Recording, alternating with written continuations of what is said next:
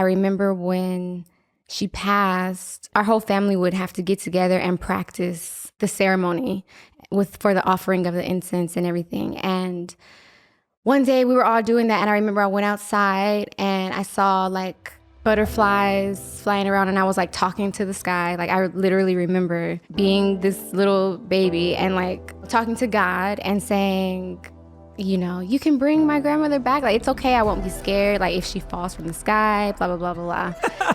And then I saw two butterflies go by, and I was kind of like, something about that moment kind of made me feel like, oh, okay, she's here.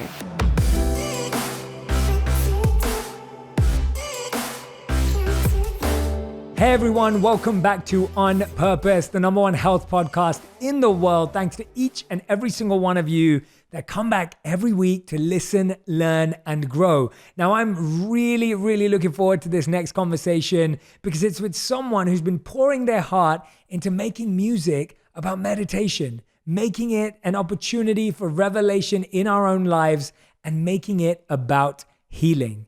Today, I'm talking with Janae Aiko about the sound healing and creative intention she pours into her music. Janae is a 6-time Grammy-nominated R&B performer, and in addition to her music career, she's a Barnes & Noble best-selling author and mother. Her new album, Chilombo, is absolutely phenomenal. It's a work of art, and it's truly been the album of the year of helping people this year get through their struggle, their pain, and their challenges.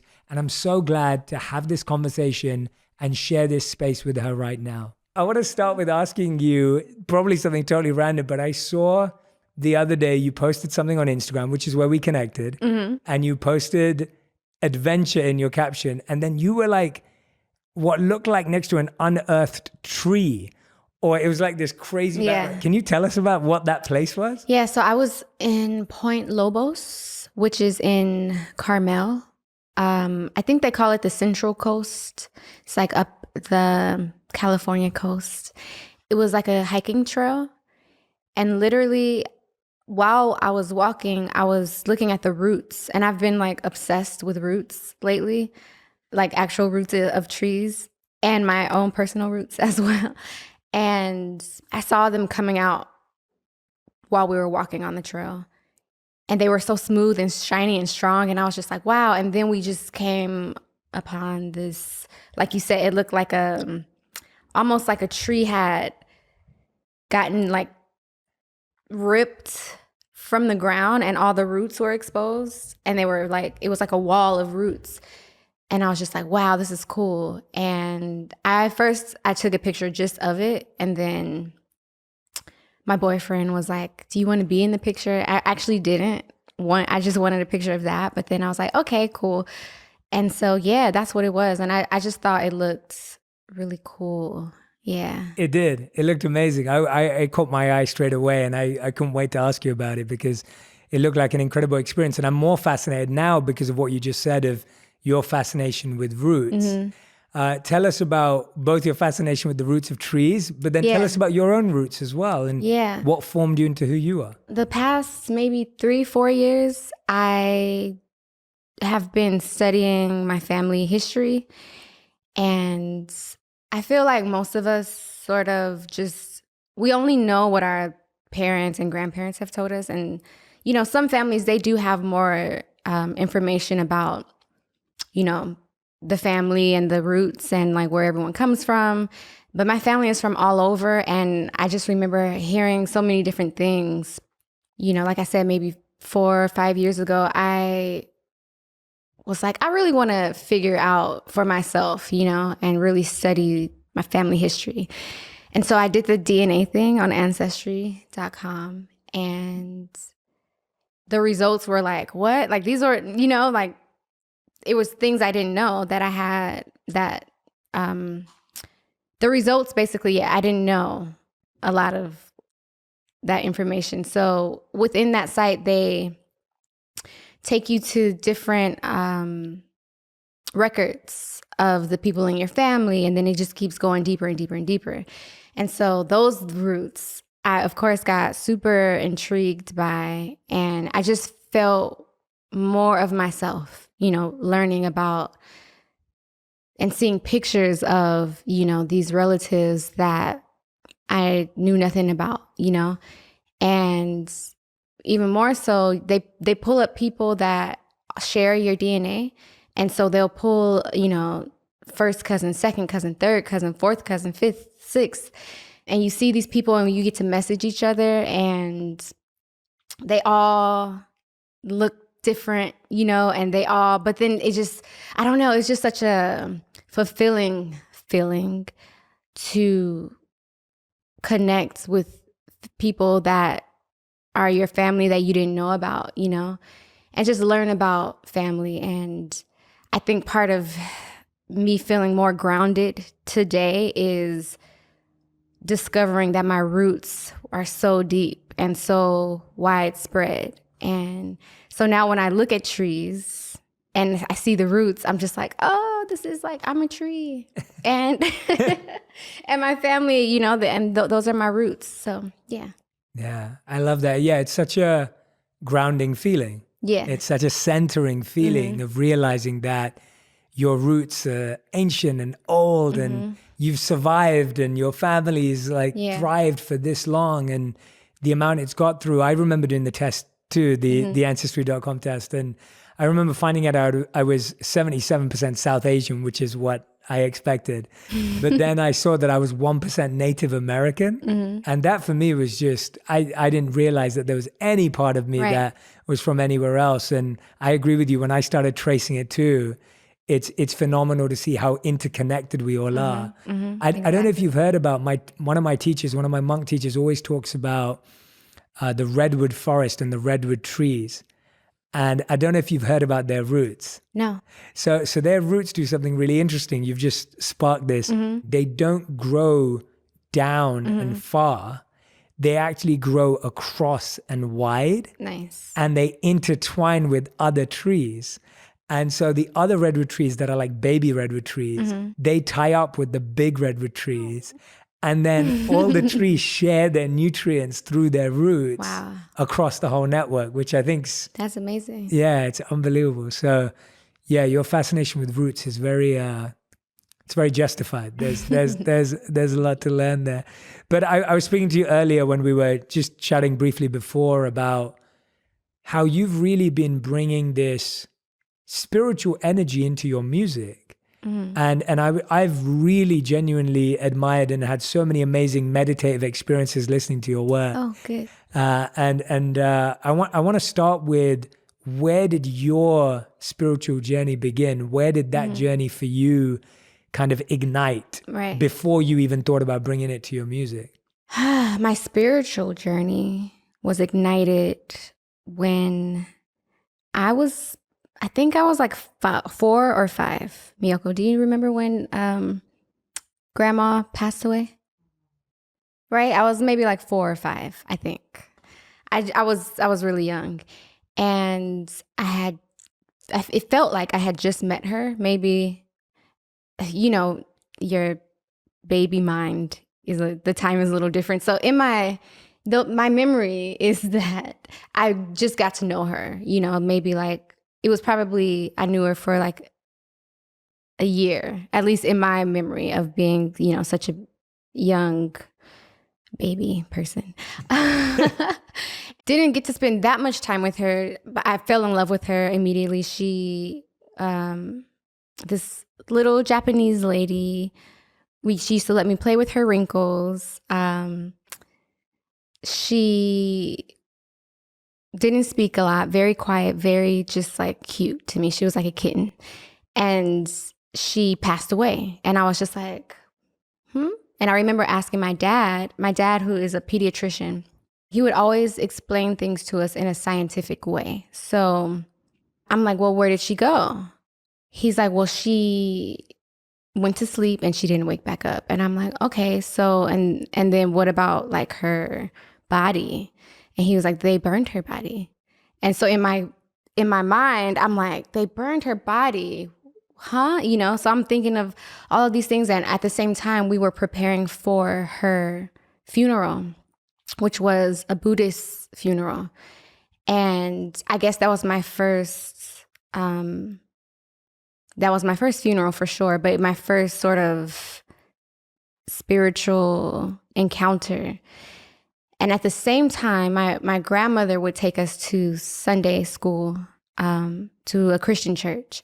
And so I would hear about, how I would hear about praying and praying to Jesus and God. And so I was like, I knew the story of Jesus, and now I'm learning about Buddha, and I'm 5 and my grandmother has passed away, and they said that she's burned, they burned her body. But I'm like, but I don't think that she just went, she's not gone. So just from that moment, I was like almost even fascinated with death, and like, okay, not even necessarily trying to figure it out, but just kind of like, yeah, fascinated is the word. And loss as well. Just, always trying to figure out what different feelings mean. And I remember when she passed, I think one day after, because our whole family would have to get together and practice like the ceremony for the offering of the incense and everything. And one day we were all doing that, and I remember I went outside and I saw like butterflies flying around, and I was like talking to the sky. Like I literally remember being this little baby and like out loud saying like, talking to God and saying, you can bring my grandmother back. Like, it's okay. I won't be scared. Like if she falls from the sky, blah, blah, blah, blah, blah. And then I saw 2 butterflies go by, and I was kind of like, when they flew by, I looked up in the window, and my older cousin was looking at me, talking to myself. And so I was like, oh, okay. But then I saw the butterflies, and something about that moment kind of made me feel like, oh, okay, she's here. She didn't have to like drop out of the sky type of thing. And just from that moment on, I don't know, I've always been contemplative. I've always, when I was little, even I'm the youngest of 5, or I grew up in a household of 4 older siblings. So it was really loud. And most of that time I would just be like observing and just, trying to figure things out, or just staring at things, and just like, I feel like really I was like meditating on them now that I think about it. But yeah, so it really started at that moment. That was a wonderful story and a wonderful sharing of that experience. Thank you. And it's amazing to see how much you remember from when you were that young. Yeah, that's one of my most vivid memories. And I've written it down a few times throughout my life to see like if it ever, if it changed. But it doesn't. I think that was a real one. That's wonderful. And I guess, when was it where you started to realize this connection between your spiritual interest in music? Was that always there from the beginning of when you started your music journey? Or was that more when you felt a certain level of personal growth and personal confidence in what you were finding? When I first started my musical journey, I was 12 going on 13, and it was just fun. It was, I was traveling and meeting new people, and it was just more so fun for me. I didn't really start to incorporate my own personal story into my music until I started going through my first little heartbreaks, and then when I had my daughter, by that time I had been through a few things, and I was really focused on putting my real story and my personal story into the music. And, as you get older, the more things that you go through. So obviously having my daughter was a spiritual experience. So I started, making songs about that and just my love for her.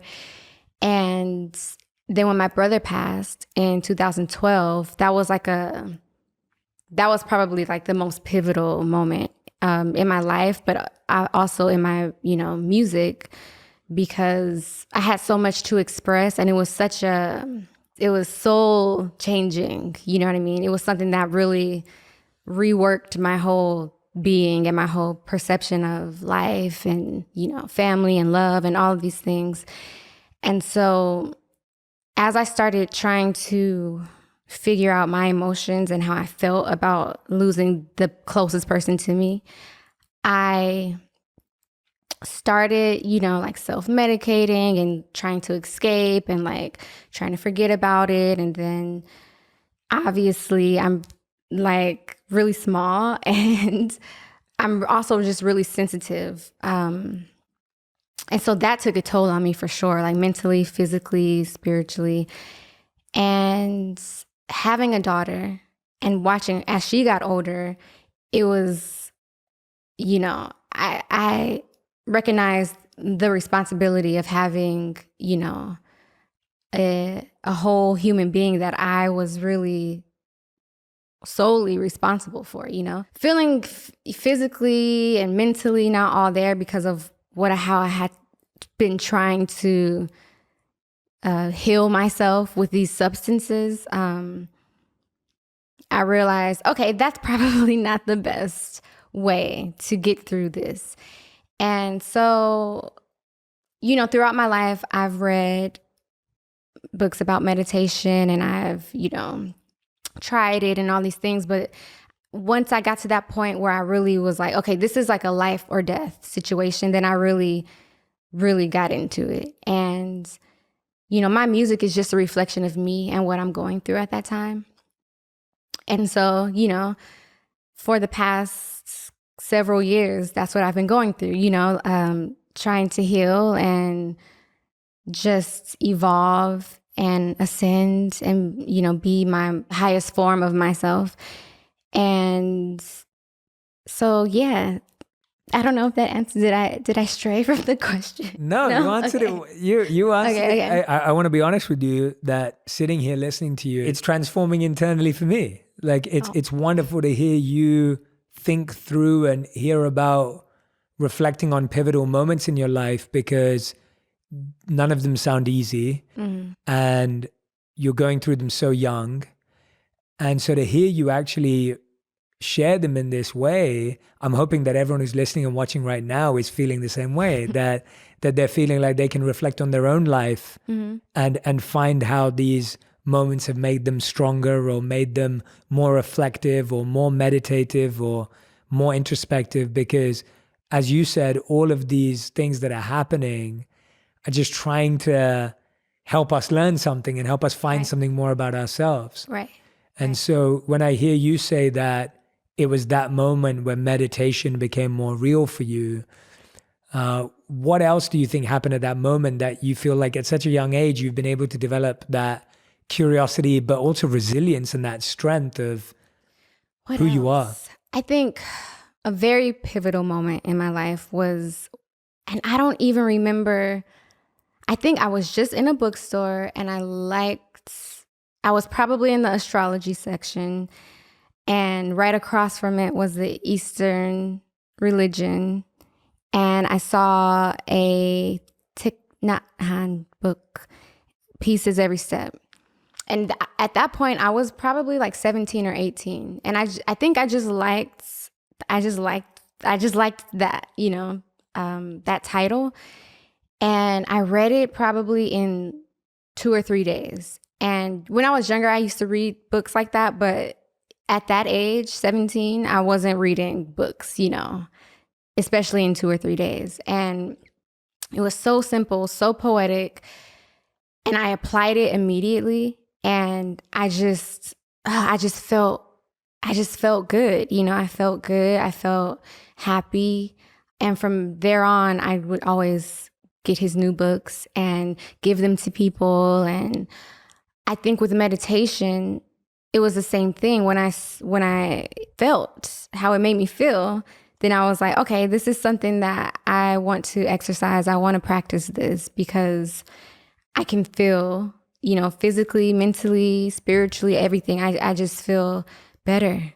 The reason why I love Thich Nhat Hanh, he states things so simply that anyone can understand. And the beautiful stories he tells to arrive to the lesson that he's teaching, it just makes it so much more impactful for me. And I love his meditations as well. They're so simple, you know, the red light meditation. Take that moment to breathe into your belly.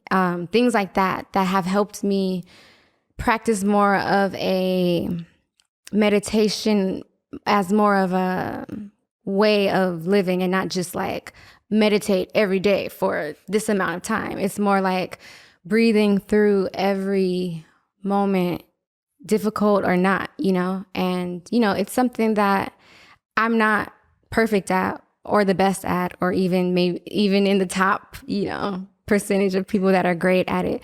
But it's something that, like I said, as I get older and things get even more real, it comes in handy for sure. Can you share with our listeners the red light meditation so that they understand it more and then they can apply it too? Okay, so Thich Nhat Hanh says, instead of viewing it like you're in traffic, you have to understand that you are the traffic. When I read that, I was like, oh, man. And I personally love to drive. Me too. I view it as a sort of a meditation, and because I'm just in that moment driving, I'm not thinking of anything because I'm a really safe driver and probably a slow driver too. So the red light meditation is every time you arrive at a red light, you come home to yourself. You take that red light as a bell of mindfulness to, you know, center yourself instead of viewing it as, oh, this red light is making me late and letting it frustrate you. It's a moment to take for yourself and just breathe. Yeah. Or that's how I take it. Yeah, that's wonderful. We definitely share a love for Thich Nhat Hanh in a special way. I think he's absolutely phenomenal in the books that he's written, the work that he's done. And that example is a perfect synopsis of why he's so powerful, because it takes a very simple concept in something that we all deal with on a daily basis and turns it from how we usually view it to something that's so much more profound and meaningful for each and every one of us. And I think that's almost like what all of us need to become, is every day we need to be able to take these very ordinary daily things and turn them into these extraordinary experiences rather than the other way around. And so, yeah, thank you for sharing that. I love that. I hope everyone's going to try that, especially in LA traffic. Yeah. I love driving too. So I feel when you said that, I was like, I feel the same way. I can go on a long drive for hours and just feel completely, satisfied and fulfilled and hit as many red lights as I have to. Yes, exactly. And I loved what you said then. By the way, there's no one who's the perfect meditator or, we're all learning and working and figuring it out. And what I love about meditation is that when you feel you've reached a level, there's just another level. And there's just always this continuous awakening. And I want to talk about how you've put so much intention into your creative expression, because you're not just making music, you're actually creating art to help people heal. I was watching this video on YouTube, and anyone who's listening or watching right now, you can go and check it out. It was your experience. You designed an immersive experience, Wisdom LA. Yes. And I loved it because you had everyone like lying down and looking up, and these absolutely phenomenal designs that look like the inside of someone's mind. And then you were playing the sound bowl and the harp and chanting and singing. And I was just like, wow, like this is a healing experience. Tell us about how you came to create that and feel that was how you wanted to share it. Yes, that was a dream come true that hopefully I can take on tour sooner than later. So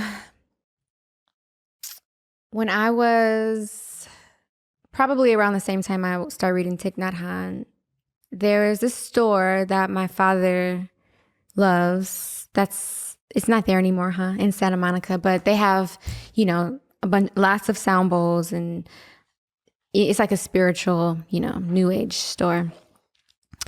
And there was a Tibetan singing bowl. I picked it up, started playing it, not to its full sound, I guess, because the owner came up to me like, oh, let me show you how to do it. I'm like, wow. And then I immediately understood what he was saying. And I was just like, oh my God, this is the best feeling ever. Literally, like I loved the feeling of my wrists going in a circle, and obviously loved the sound and how it was making me feel. So I bought one, and then I kept buying them, and I would just, play them when I was feeling away, or just when I was bored, even just because I loved how they sound and how they make me feel. And fast forward to maybe 5 years ago, my friend Chrissy sent me a picture of this woman with all of these really pretty crystal bowls. And I was like, what? Like, what are these? Because I've seen the big white crystal bowls, but I had never seen them like so iridescent and just like in all these colors and sizes. And so I looked it up and I found the company, and at the same time, have been working on music, and I guess even my album before Chilumbo, I wanted to incorporate more acoustic instruments, live drums, live flute, and I would collect these instruments from like different festivals and different places that I would travel, because I just felt like you could feel them more than the computer sounds. And so I'm already incorporating those into the music. And then now I find these bowls, and I'm just like, duh, like this is what I have to, they're so easy for me to play. And I thought they were easy for everyone to play, but I've actually seen, or have friends try, and they're like, oh, and I'm like, oh my God, maybe this is my instrument, And so of course, yes, I'm going to put it in the music. So people would always come up to me and let me know, share stories about how my music helped them get through something, or help them, make a decision, or just, all of these things that felt so much more than just someone saying, oh, like, you're a great singer, or, oh, you're so pretty, or whatever. It would always be, we would like a lot of times end up crying together, because their stories are so like touching to me, and they'll always say your music really helped me. And when I'm creating the music, it's really just to get through what I'm going through, and helping me express myself and transform whatever the feeling is into some type of art, and it's a release for me. So I started to realize that the reason why I'm so compelled to share that is because I think my purpose, or one of my purposes, is to help people deal, to and heal, deal and heal. And when I discovered these crystal sound bowls and started playing them, and then seeing how beautiful they were, I knew I wanted to incorporate it into my live shows. The thing is, they are not just for any type of show, any type of setting. You have to be indoors so that you can, feel the acoustics. Yeah. Exactly. So I was doing a lot of festivals at the time, and then there was like certain theaters that I would perform in, and it just, the venues were not equipped for these bowls. And I'm like, how do I like take this on the road? Like, am I going to do small shows and just little yoga studios? Like how am I going to do this? And my sister, right? I think my sister, she sent me a link to Wisdom. We went there, and the owners ended up being there, and then they're like, oh, they knew who I was. And I'm like, oh my God, I want to do something here. I want to do like a sound bath / concert / like visual thing. And like you said, they have these like, it's an immersive experience where you just lay back, and it feels like you're in virtual reality, but it's real, it's reality. And because you're in a dome, it feels like you're traveling through whatever you're looking at. And I'm like, this is perfect for the bowls, because that's how the bowls make you feel, even without having a visual in front of you, or even when your eyes are closed. So we got together and we put this show together. I forgot to mention my sound bowl mentor. Her name is Geraldine Glass. She's amazing. She basically started to teach me about the healing aspects of these bowls and just music in general and sound in general. Something I'm still learning. I am still studying. And this experience, I knew that I wanted to travel with, and I just wanted it to be a part of all of my shows. So I started to bring like other smaller bowls to venues, even when they said like, this is probably not going to sound good. I'm like, let's just try. Like, at least we tried, and we can say that we tried.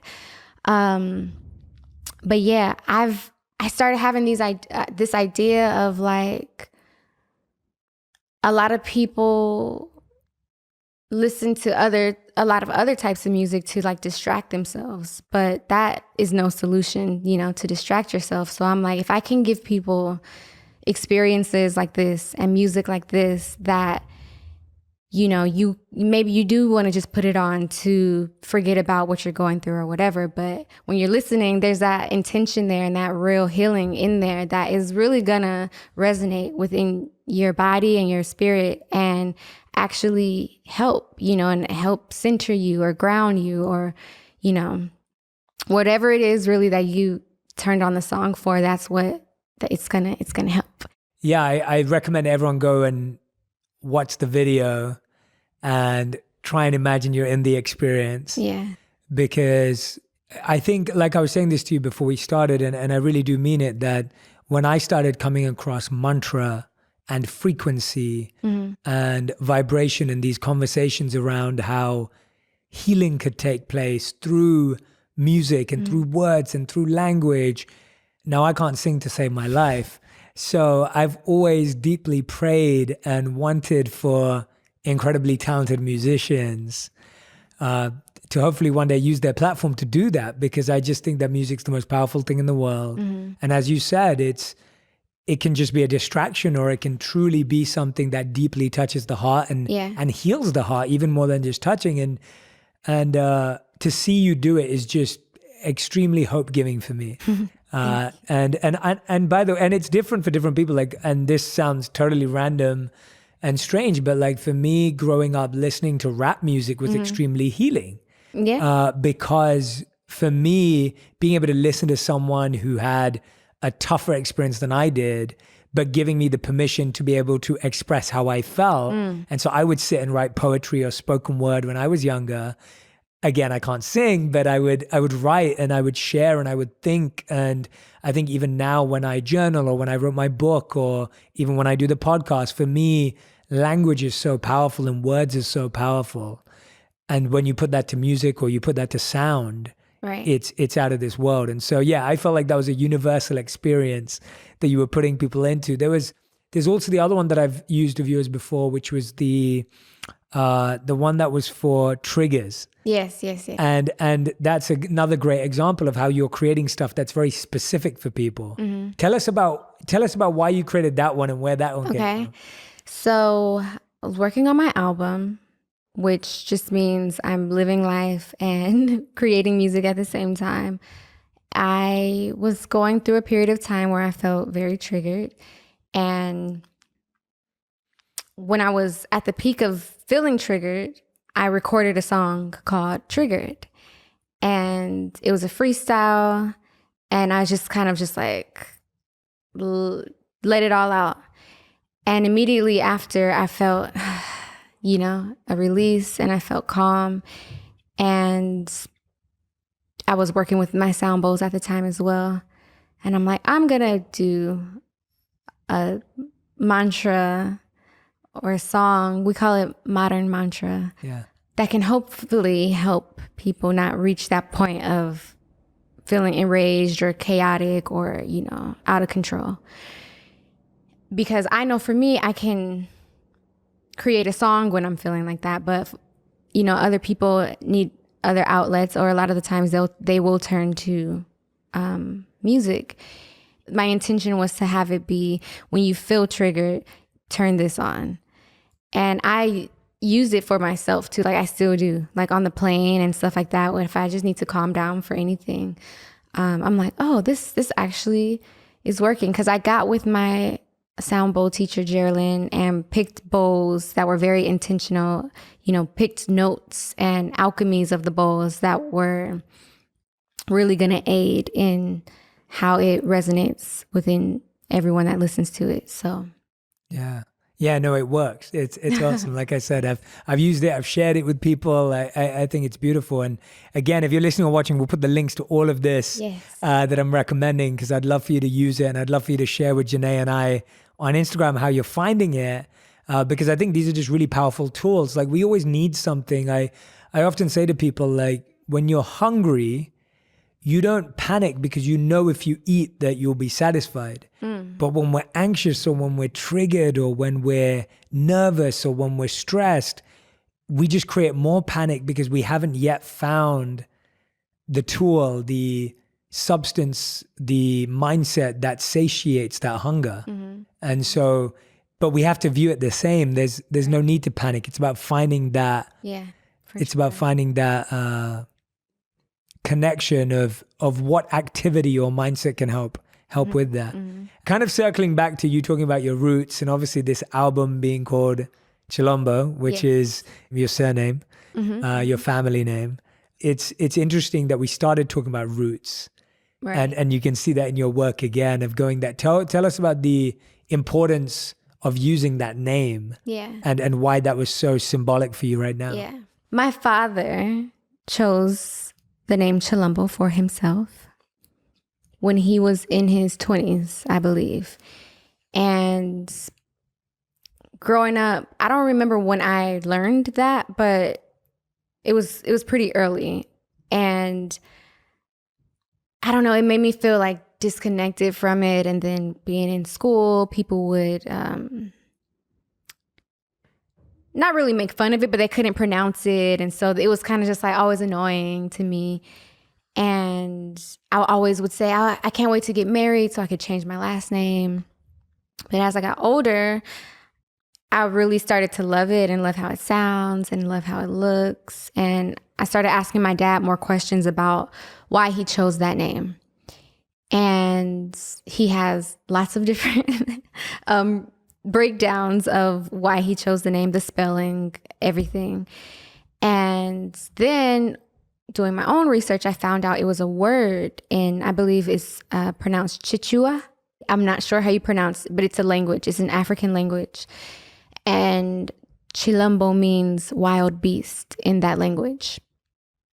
And I was like, oh, that's cool. I like that. I like that. And so for me, it was all kind of like a metaphor for me, like accepting myself and really acknowledging all the different parts of myself that make me who I am, and embracing my wildness and embracing all that I am.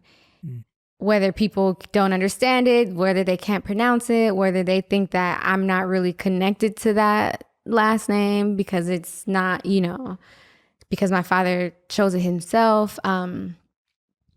So yeah, that was me just embracing all that I am. And the fact that it means wild beasts, I loved because I love dragons. I was born in 1988, which is the year of the dragon. And just dragons are like cool, obviously. I always wanted to be in the year of the dragon. I'm 1987, so I just missed out. Almost. But no, I think it's a beautiful creature, but it can be destructive, but it's also graceful. And I'm just like, yes, I feel like I'm all of these things. And I feel like Chilombo represents all of these things. And I feel like the album also represents all of these things. It's not just me pretending to be perfect and, I'm this healer, it's like I'm going through these real things and I'm dealing with them and I'm practicing how to heal. And it's just, all of that coming together is Chilombo. That's a beautiful definition. I love that. Yeah, it's so interesting because I guess we live in a world of chosen names as well, whether people are actors or musicians or, you know, and the fact that your father chose a name, it is almost powerful to come up with our own names and our own identities, or because so often we don't feel connected, Right. or we don't have a vision or a symbol for who we are. And it's almost like getting closer to that is such a powerful thing, like, as we've realized that icons and symbols and visuals are so important in our lives, whether it's as simple as an emoji or whether it's a real, you know, it's a real emblem of who we stand for and what we are. Like, but we see mascots, we see that visualizing of who we are everywhere. And sometimes the only visual we don't have is of us. Facts. And, it's nice to hear that definition of Chilombo. We also came up with, me and my dad, who I've gotten closer to as an adult. We came up with our own little breakdown of it. So chi is life, energy, force. L. So love. Yeah. The L is for love. Om. Yes. The sound of the universe. Yeah.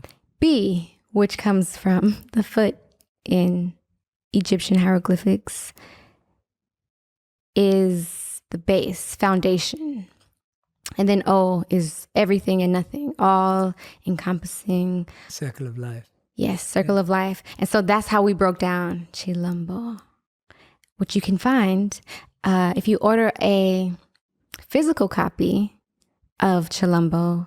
We have like a little insert that like breaks it all down. I love that. Without all my extra words. Yeah, no, I love that. I love that. That's so right. All of the breakdowns of it is perfect.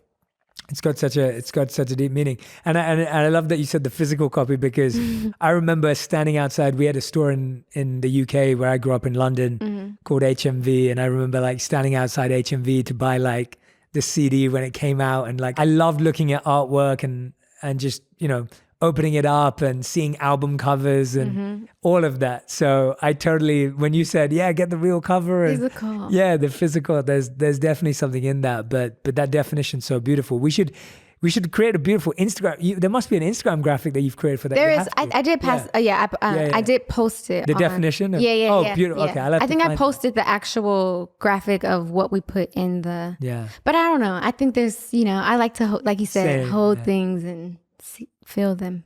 Yeah. Talking about that, when you mentioned Om there being the sound of the universe, like, what do you think is a message that the universe has had for you over and over again that you've been learning? Surrender. Let go. Probably, yeah. Which, same thing, but let go. And I'm constantly, because that's constantly in my head, but I don't think it's in my, I think it's coming from the universe. Let go and love. It definitely has an O in it. Let go or love. Just be. I think that I get a lot of messages from the universe. One thing that I used to do when I was younger that I didn't understand was probably considered now a meditation is I would sit in the sun because it felt good and just breathe. And every time after maybe 5 minutes, I would start getting these very clear, in my head, they were just like one-liners. You know, it would be like little quotes almost. Yeah. And I would be like, what? You know, it didn't feel like I was thinking of them. It just felt like they were coming to me. And it's something that I still do now, that just feel like little downloads from the universe, from the sun, from just the atmosphere. I don't know. So yeah, when I do that and when I'm really there in that moment breathing, it's just very clear messages that I usually write down. I used to tweet them at one point when I was younger, and then I felt like I couldn't give it away as soon as I got it. I had to like process it and meditate on it and really understand what does that mean. And so now I do that a lot more. I still write them down for myself, but yeah. Yeah, I love that. When I'm hearing you speak today, like I feel like, and obviously this has taken work, but you feel very in touch with your intuition and your like inner voice. Tell us about that journey, because I think a lot of people who listen sometimes struggle with like, well, I don't know whether this is really my intuition or whether it's my ego or whether it's my inner voice or actually is it just my mind that's just tell us a bit about how you clarify the difference between the two for yourself and how you've become closer to your intuition. Yeah. I think that is more of a recent development within myself. I think naturally when I was younger in like grade school, it was my intuition and I knew it. But as I got older and more jaded by life, the voices grew and they multiplied, and I just felt like, oh my God, I'm crazy, And then in the line of work that I do, I just started to get a lot of anxiety about things and just really doubt myself. And I feel like people close to me recognized it. And me and my two friends, Ari and Felicia, we decided to go on a trip to the Esalen Institute. Have you heard of that? I have. I haven't been there. But it's amazing. A little retreat. And she got me this book called, I think I remember the name of the book, Silencing Your Inner Critic. Because she was doing my makeup at the time, and she would see me so stressed before shows or after shows, and I would be like, how was it? Like, oh, I felt like it, I would just be like so frustrated. And we never talked about it. She just like gave me that book. So I'm like, oh, okay, you see that I'm dealing with something right now. And really that book had so many great points and really helped me realize that I'm not these voices. I'm the observer of these, I'm listening. I'm not them, And so from that point on of reading that book, I started listening to my thoughts differently and saying, oh, okay, hi. Okay, that's fine. But you don't decide, who I am or how I feel. And reading more books that are, just started yours. Thank you. You're familiar with Dr. Joe Dispenza? Yes. He's been on the podcast too. Oh, amazing. Yeah. Amazing. Becoming Supernatural. The 7 Spiritual Laws of Success. Oh gosh, there's an audiobook that I'm listening to that I don't remember the name of right now, but just practicing, because I was once again realizing that the habit of listening to these voices in my head and letting them control how I feel about myself and how I move daily, I was mindful enough to see that it was not the best, it wasn't the best practice. So now I just practice, the right things. Now I practice doing things that I feel like are best for me and my development as a person. More audiobooks in the car opposed to music or no music. Silence. Silence. I drive in silence all the time. There's never really silence. Also, I realize there's always something going on, but that I love like natural sounds. It can be really hard though, and it's just something that you have to keep practicing. We usually end every episode with something called the Final 5. This is a fast 5 round, which means every answer is either one word or one sentence maximum. One word or one sentence. Correct. Okay. Okay. Are you ready? No. I love the honesty. You're the only person who's ever said that to me. I love that. I love how honest you are. Let me prepare myself for fastness. Okay. For speed. Okay. I'm ready. You ready? Yes. Okay. Janae Aiko, this is your fast 5. The first question is, what has helped your mental health this year? Sleep.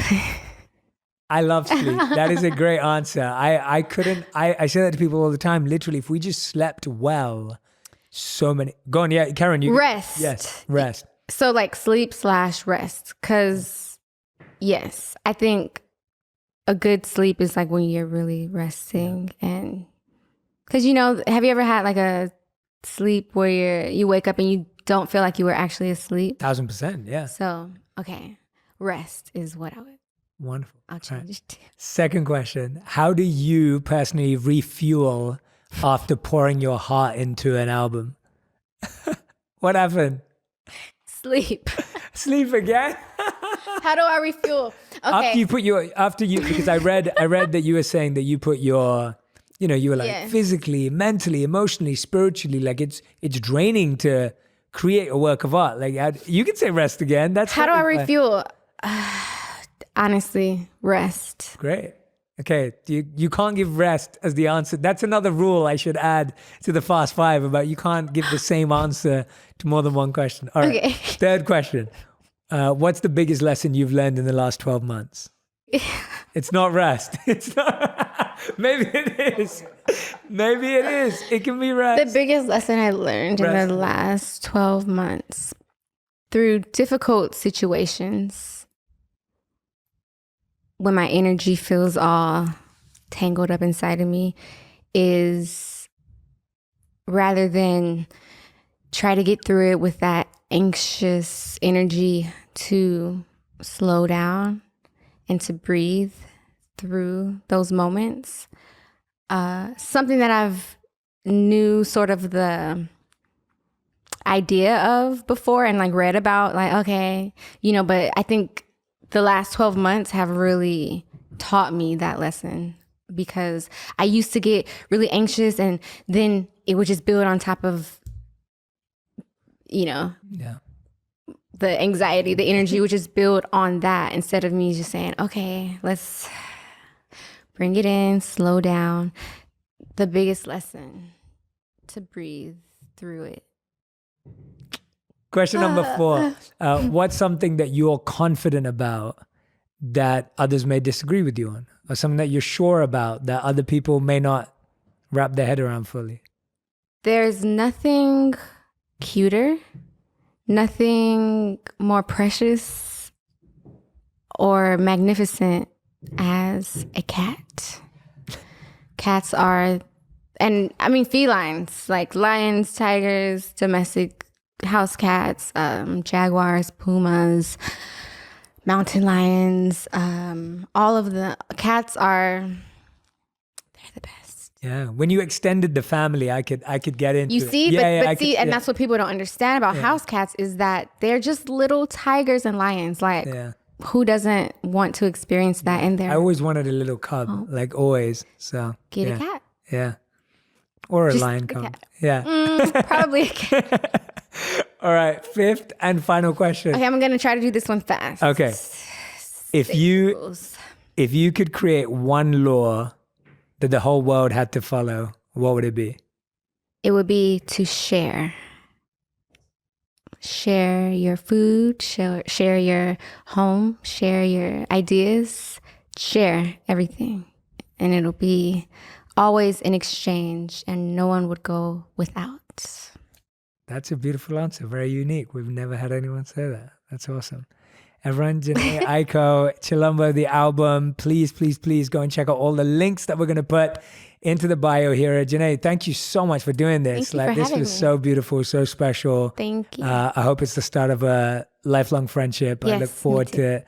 And I'm so deeply grateful to have had you on the show. Everyone who's been listening or watching back at home, or whether you're at the gym, or whether you're walking, or you're walking your cat or your dog, please, please, please tag me and Janae on Instagram and share what resonated with you, what connected with you. What is it that she mentioned that you're going to practice or try out in your life? We'd love to hear. We'd love to see that. And again, I'll see you next week on Purpose. Thank you again, Janae. Thank you. Thank you so much.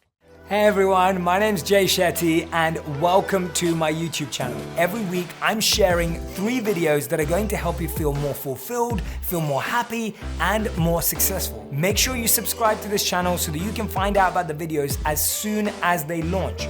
Press the like button and leave a comment, and let's keep making wisdom go viral together. Make sure you subscribe. The people that are most important are the people that we're serving. We embody that, we tell stories around that, et cetera. And then we have our frontline associates who are the next ones that are touching and feeling all of our guests or our fans, customers. And then, it's my job and other associates at the leadership level to provide the environment to make sure they have the resources, to make sure they have the strategy, to make sure that we create goals for them that are reasonable, et cetera, and give them support.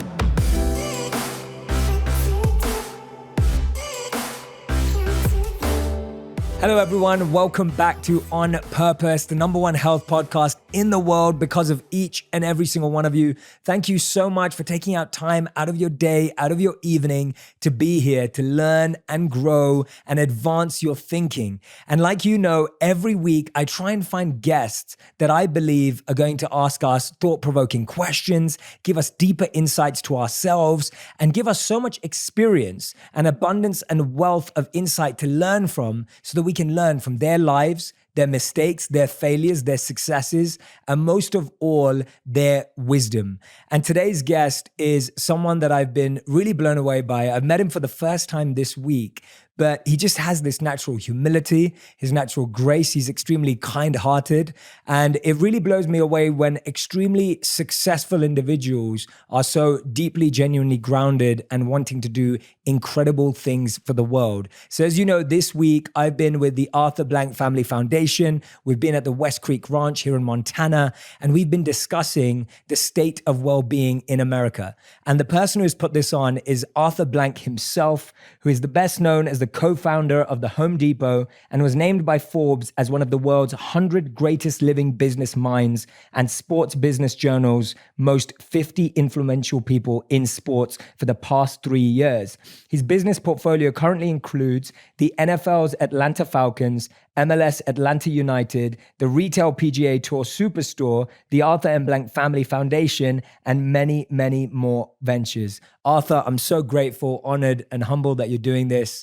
Thank you for being here. Well, it's great to be with you. As I said to you the other night, I mean, you're the last person I see when I go to bed. And it's always very warming to hear your counsel and your wisdom. So thank you for sharing that with all of us. I appreciate it. No, thank you so much. I was so touched to hear that you'd been watching my videos without me even knowing. I have been. I love them all. The great stories, and kind of like you said the other day, we're talking about Albert Einstein, how the ability to take something that's very complex and has a lot of sides and edges to it and make it to where it's digestible and understandable by the majority of people. And I think that's a powerful asset that you have. And one that I try to remember as well, to try to make things a little bit easier for people to understand, and therefore, get through the points you're trying to make. You do it well, very well. Thank you so much. That means so much to me coming from you. And we're so happy and grateful to be in this incredible ranch this week, your space here in Montana. We have this incredible view, and even more amazing is the people that you've gathered and your team has gathered for this such an important conversation and cause. Yeah. Could you tell us about where this idea for this week came for you and what the purpose was from your perspective? Well, I think it was we were born out of a lot of years of my journey in terms of wellness and well-being, and I was a very competitive runner for many years of my life, and that that was great, but we transitioned out of that, and I do a variety of other things to keep myself physically and mentally in shape now, but we're living in very troubled times, and I'm talking about really on a global basis, nationally as well as globally. And despite our GDP, which we discussed the other day, as not being the real measure of happiness in a country, despite the growth of that, we've got a lot of issues that young people and older people are all struggling with. The fact that you met Laurie Santos from Yale University, and a quarter of the student body of Yale, 318 years old, was taking this course every year on how to deal with positive growth, how to deal with the stress in your life, et cetera. At Harvard, they have over 1,000 students every semester do a similar. So the reality is, it's not only with folks my age that are, why is the suicide rate double since 1996, or 30%, I should say. But the young people today, thank heavens, are questioning themselves. What is my purpose? What's my purpose myself? What's my purpose in serving humanity? What's my purpose in what I'm doing? How do I connect all these dots in my life journey together? And so I think the idea was to bring together, the best, the brightest, and the smartest. We have them all, starting with you, and many others that have incredible backgrounds and histories, and bring such knowledge and wisdom to the room. And the idea was to bring together, for us as a funder and other funders as well, are there ways that we can help move the ball down the field, to use either of my football teams, American football or soccer, as an analogy, but is there ways that we can put our shoulder to the wheel and do more than what is currently being done? Is there ways we can assist? And we do that within our own businesses, and we can talk about that later if you like. But beyond that, what's the scale? What's the impact? We've talked about that. Lord knows that if we make a difference in one person's life, that's a huge journey by itself. But reality is that these issues are of such scale, not only nationally, but internationally, as we've heard from Dan Buettner, Blue Zones, and Ben Lido? Bob Waldinger, yes. And Bob Waldinger from Harvard. I mean, these issues are being questioned, throughout the world. So they're big time concerns that we have to face. Yeah, absolutely. And when I first received the invite and saw what the conversation was, I was just so happy and in awe that this was taking place. Yeah. I just thought, wow, there's someone out there who is so deeply invested and seems so genuinely caring about what the challenges of the world are. And then when I looked at the list of people coming, I was just like, wow, this is going to be so exciting for me, because I'll have my notebook out. Right. And I've learned so much this week. Yeah. So thank you again. And I want to help my audience understand your backstory, because I think that's what really shows where people's purpose comes from. Right. It's very easy to look at you. We're sitting in this beautiful West Creek Ranch today. Yeah. It's, this beautiful property here, but you actually grew up in a 1-bedroom apartment. I did. Queens. Right. And you didn't move out until you went to college and didn't live in a home till age 32. Right, that's correct, yeah. And so tell us about how formative that experience was and what you learned from it. Well, I think it was very important in my own life. My father was a pharmacist, but I lost him when I was 15. He was 44 at the time, very young age. My mother was 37. She took over my dad's business and ran it. But, we didn't have very much. I mean, as I said, it was a 1-bedroom apartment shared by all 4 of us. We had a single bathroom. I mean, we were living in a very, very modest way. And, but the one thing I remember clearly about my mother is that it was never about money. It was always about making a difference and trying to give back and trying to be involved in the community, et cetera. I mean, I wear this bracelet that I had made from our book. It's described. You can't see it on here, but I wear one every day. It matches the color of what I'm wearing. I try to, but it says you only pass through once, make a difference. So, and that was the title of the book that she wrote. So I think that became ingrained in me, the notion of trying to make a difference, giving back, being connected to others in the community, and what have you. And we were not in a position to write checks then, but writing checks is great, but doing the work itself and getting connected to the individuals that you're trying to serve is really the most rewarding part of philanthropy in my view. It makes it all come to life, makes it all real, gives it more purpose than just sitting and writing checks. Checks are important. Resources are important to make things happen and bring scale. But I think it's important to have that background. That, I would say, part of it, and my faith. I'm Jewish, and one of the expressions in Judaism is tikkun olam, which means to repair the world, or tzedakah, I mean giving and participating. So those were ingrained in me. Even though when I went to services, you don't think you absorb all that. You obviously did. Became a monk at 18, but a lot of the congregational meetings I went to, et cetera, I wasn't sure exactly but I was absorbing more so than I even really thought. So I think those things are very important in terms of my childhood. Yeah, that's incredible. And regardless of how little you had, Yep. your mother was always trying to find time and energy to give to the community in different ways. Right. I think those are really powerful messages. And I think when I bought my first home, it was, $32,000. I was 32 years old. I remember telling my wife then, I said, look, I'm not going to embarrass us. I'll pay off the mortgage. I mean, I'll keep us current. Don't worry about that. I'll pay the bills, but we're never going to pay this mortgage off completely. I just, there's no way, so obviously that part of my life has changed, but remembering that and remembering that experience and what it meant to not have the kind of financial success that we have today, going back to those days, I think was a very important part of my own molding, if you will. Absolutely. I think perspective is so important. I remember when I was 9 years old, I visited India for the first time, and my father took me to the home that he grew up in. And he grew up in an area where they shared a bathroom with 30 other families. Yeah. His home was as big as this room, and that had 7 people living in this much space. And when I went outside, there were like bats and cockroaches and all this kind of stuff. And I was just like, I couldn't believe that that's where my dad grew up. Yeah.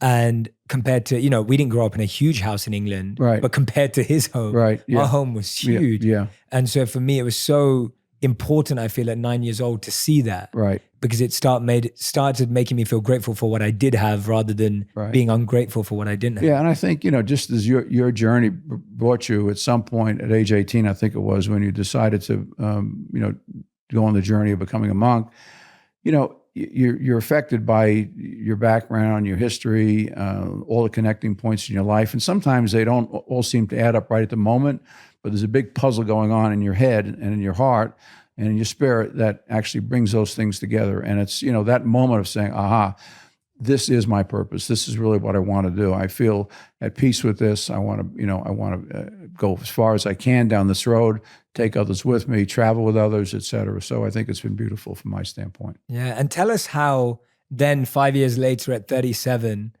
you go from feeling tired of working at a regional hardware store to then going on to build the biggest. What does that process of thinking about it, making it happen, pushing forward look like? Well, we really weren't tired of doing it. It was a company that was called Handy Dan Home Improvement Centers, which was then the most successful home improvement center company chain in the United States, but it was owned by a larger company that was in financial difficulty. So when Bernie and I, my partner who co-founded Home Depot, we got fired actually. So it wasn't like, it was a lot of political reasons, and that's a whole nother story. But beyond that, it was our chance really to live our lives over again from a business standpoint. And although those stores were the best run in the United States, we felt if we ever had to compete with a large, no-frills, down-market warehouse store, we really couldn't do it.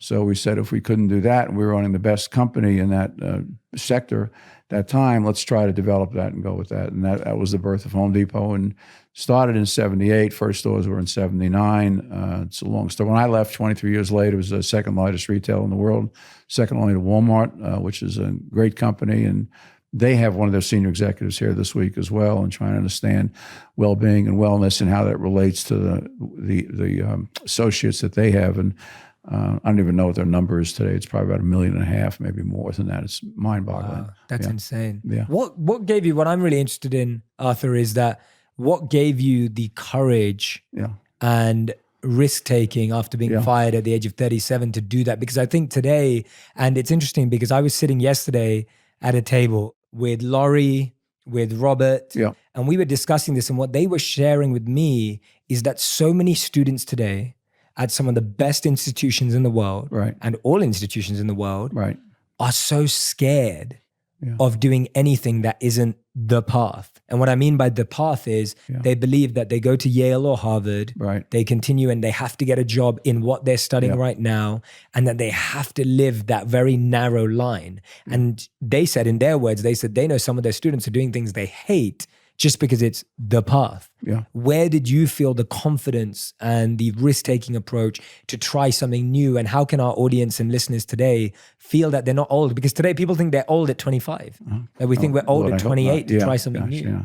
I got married at 23 first time, and I said, oh God, this is 23 years old. I need to get married. Today, the kids are getting married much later. But in any event, I think in my own case, probably came from the experience that my father passing away at an early age, being an entrepreneur. He was working as a pharmacist. He left several years before he passed away, started his own wholesale drug company across America, drugstores, hospitals, nursing homes, et cetera. And then when he passed away, my mother took that business over. So I had all these role models in my family of, not giving up, of trying something new, extending yourself, going on that journey.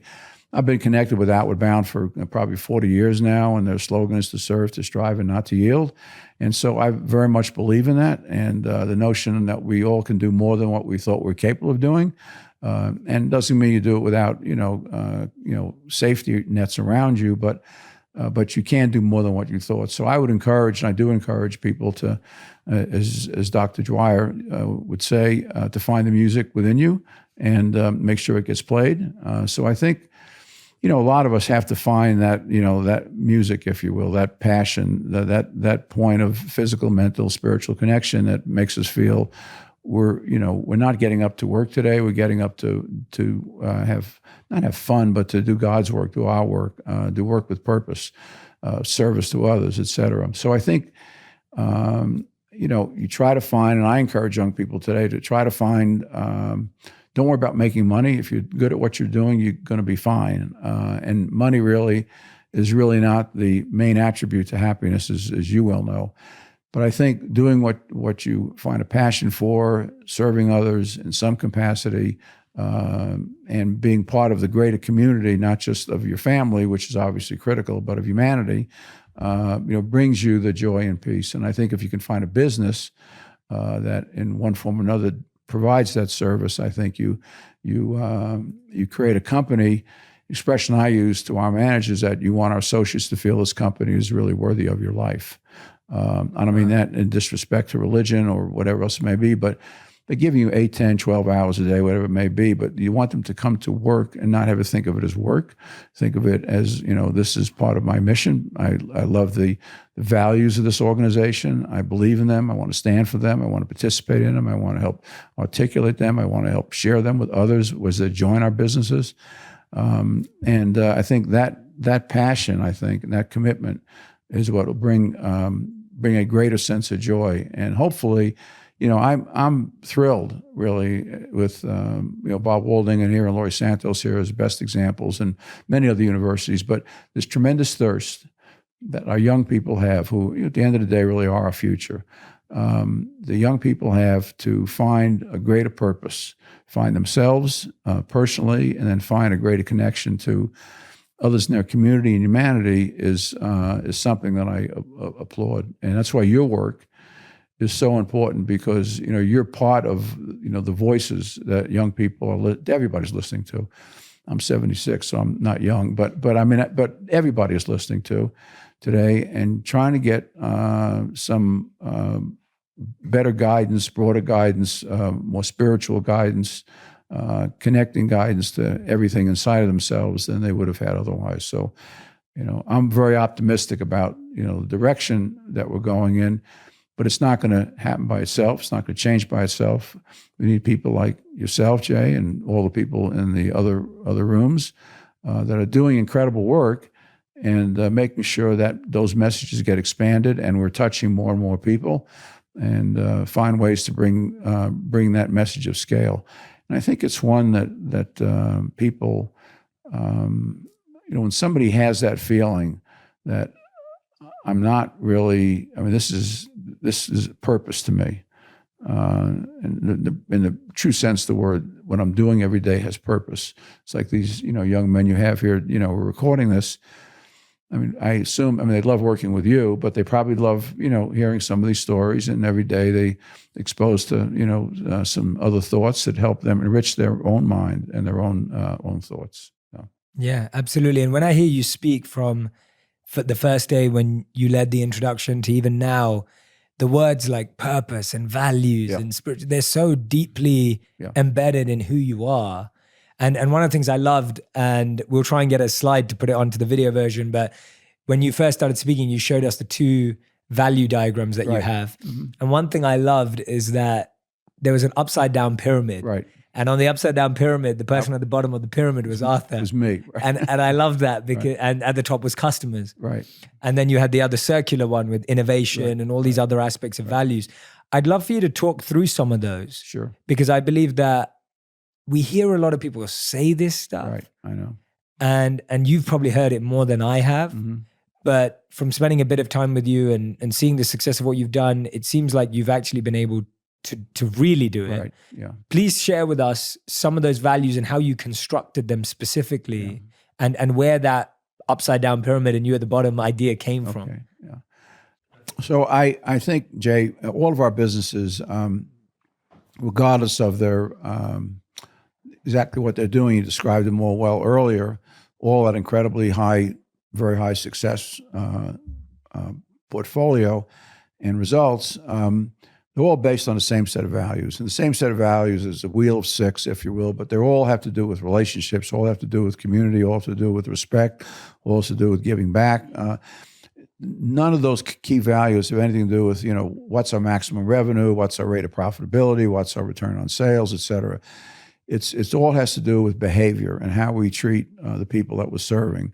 So whether we're serving guests here at Mountain Sky or at West Creek, or whether we're serving customers in our PGA business, or whether we're serving fans in our Atlanta Falcons or Atlanta United in our stadium, which has been voted #1 stadium in the country the last 2 years, little plug. But everything we do is all about service to others. So, we know if we do the right things for the right reasons in terms of the tactical decisions, but if we have this welcoming home, this welcoming feeling where we're more concerned about who we're serving than about ourselves, that comes across with a sense of trust and caring. So an example would be, just to demonstrate that, in the National Football League, 32 teams, the last 2 years, the Atlanta Falcons were voted #1 in the NFL for fan experience. Major League Soccer, we're at 24 teams. We're ranked #1 in Major League Soccer in terms of fan experience. But and a lot of it has to do with a lot of different things in food and beverage and our unique strategy in that regard, but in the setting in the stadium. But beyond that, it has to do with the fact that every single person in any of these venues that we're talking about feels like they're an honored guest, feels like they are, the reason we're there is to serve them. And I would say to you, our associates are compensated well. But having said that, their greatest compensation, in my view, is that, they're seeing people smile every day. They're making people's dreams come true. They're making people's problems go away, this sense of community, all of these things that we share and talk about. They love all that. So our associates feel like, I may have a tough day at home or a tough day, maybe when they come into work though, and they're confusing work with play, and they're making the opportunity to serve right there is very powerful in terms of enriching their own experience. So that's a key driver in everything that we do. We also feel strongly in community and giving back, and we do that with the service in the businesses themselves. But we do it in a broader sense in terms of our own philanthropy, our family foundations, $400 million since 1995, and that'll probably, double and triple in the next 10 years. And then each of our businesses has an associate-led fund to themselves, which is very, very significant in dollars. But the beauty of that is that these are not trained philanthropists. They're just associates. They're not executives necessarily.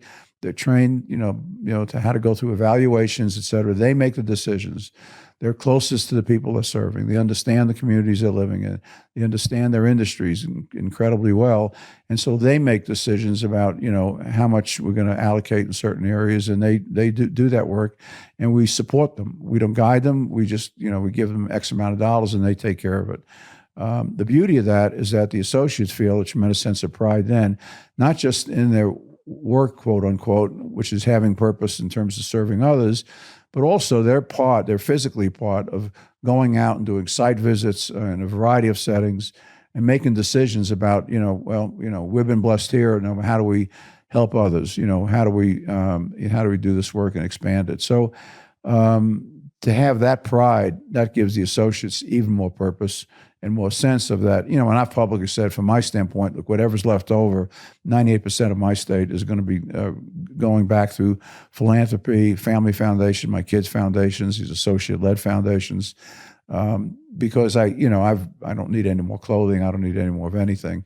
I need more, growth myself, but But I want to see, I want to see the world a better place than it is currently today and be part of that. And our associates feel that way. So the upside down pyramid, if you will, with guests, customers, fans on top and me on the bottom, reinforces the message that the people that are most important are the people that we're serving. It's not, it's not a bunch of words. We embody that. We tell stories around that, et cetera. And then we have our frontline associates who are the next ones that are touching and feeling all of our guests or our fans, customers. And then, it's my job and other associates at the leadership level to provide the environment to make sure they have the resources, to make sure they have the strategy, to make sure that we create goals for them that are reasonable, et cetera, and give them support. So, and your question, which is probably the best question that as a business person you ask, is that, often an entrepreneur has a vision and it's successful, but once they try to expand it, it becomes not successful. So, at Home Depot, we struggled with that as well. And we had 4 stores. I remember meeting with a gentleman from Goldman Sachs, who was the most highly regarded banker on Wall Street in the retail space. And he sat down with me at lunch. He said, well, you have these 4 stores, in Atlanta, they're very successful, and you have a unique culture. But, he didn't ask me a question. I was only 37, so I was like, woo, meeting with this guy was a really big deal. So he said, as you expand, you're not going to be able to maintain this culture. You're just not going to be able to do it. He said, because you guys are so physically involved in the level of training, the level of commitment, the level of their associates understanding your viewpoints and all this. So it was troubling coming from him, because we had aspirations to become a national company, which obviously with 2,200 stores now and stores in Mexico, Canada, and U.S., it's amazing story. But the key to that was not what's on a piece of paper, not the 6 core values that we live. It was not really the inverted triangle, but it's the ability to make sure that what we would term, in case of Home Depot, was an orange apron, so it was orange, a lot of orange in our business, that our associates, bled orange, if you will. And what that means is that they understood the values. We didn't make them write them down. We didn't make them, they didn't know to say them exactly in this order, but did they live them? Could they articulate them in whatever words they wanted to, but most importantly, could they live them? And so we became very paranoid about succession planning, making sure that when people got promoted, that it's not, the first question was not, are they technically really good at what they're doing, whether it be in a store or a store support center. Even our headquarters, if you will, we always call them store support centers because they were there to support the stores that were supporting our customers. But the key was, do they understand it? And so understand our value set and do they live it? If they live it, they had a chance to move ahead, become a store manager, become a district manager, whatever it may be. If they didn't, it didn't mean they were a bad person, but we put them in another area where their ability to affect large numbers of people was not going to be as great. So that ability to understand and live our values and become a role model and lead by example is one of our core values, lead by example. So you saw last night that I served pie. So, this is maybe off the subject a little bit, but the example is it's important. It's not just important. I do it at Mountain Sky as well. Our guest ranch open to the public because, I want the guests to really see me in a position of service to others. I want our associates to see that. It's not just a bunch of words. It's actually leading by example. There's nothing that I wouldn't do to help. Last year at Mountain Sky, I was sitting in the bar area and having a drink, and I heard somebody say, "Well, our bathroom is not working, and it's over there." I said, "Yeah." So I went and I fixed it myself, and there was another one that wasn't working. I fixed it myself. So, I came back. I just, that's kind of my nature. It's not working. Go fix it. It's not a matter of title of who I am. I didn't ask anybody else to do it. I did it myself. So the associates the next day, I had a couple say to me, "We heard that you actually were fixing toilets yesterday." I said, "Well, yeah, it wasn't, it's part of what we do is that we have to lead by example. And those storytelling, those examples, and picking the right people behind that understand those things and live those things are the way you expand an organization over a broader scale.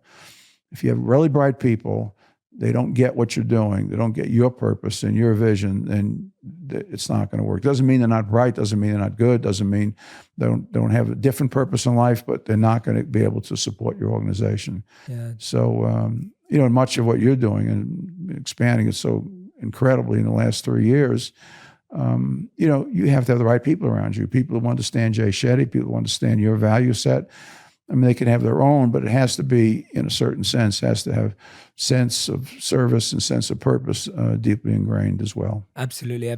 And thank you so much. That was a beautiful answer, by the Yeah. way. And amazing to hear that you were fixing toilets, and definitely saw you set pie yesterday. Yeah. But no, I think it's amazing, and I've definitely felt that with you personally this week, just how personal you are with everyone and how much you make sure and check in with everyone and making sure we're all okay, which has really been beautiful and very, very amazing to see that as well.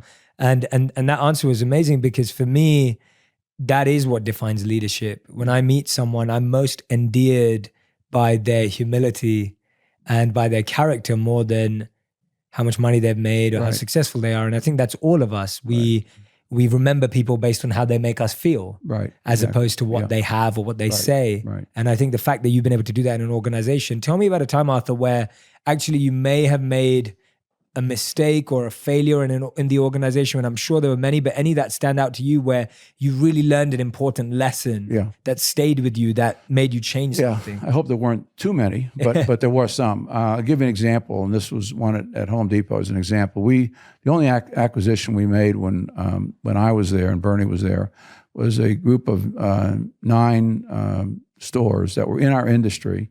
They had stores in Dallas and elsewhere in Louisiana and Mobile and Baton Rouge, et cetera.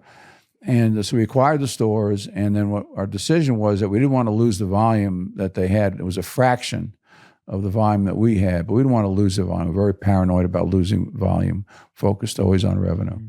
And so we decided to keep them open and change the stores. So it really was kind of like changing tires on a car that's going, even 30 miles an hour. It gets very ugly, very difficult to do, et cetera, et cetera. So when we reopened the stores, we realized we had, physically, we had changed the stores. They looked like traditional Home Depot stores, great stores. But the associates didn't really get us, because we hadn't really put them through the kind of training and exposure and understanding that was critical to all of our associates. So there was a separation there from, our value set, which drives everything, to the people that were serving the customers who, were well-intended, but they didn't understand our priorities. They understood the traditional priorities, which was not as rigorous about customer service as ours was. So we ended up closing those stores for a short while and, putting everything on pause, taking all the associates, training them, doing everything we had to do, et cetera, et cetera. When they reopened as our Home Depot store. So I think that was an example of where we got a little ahead of ourselves.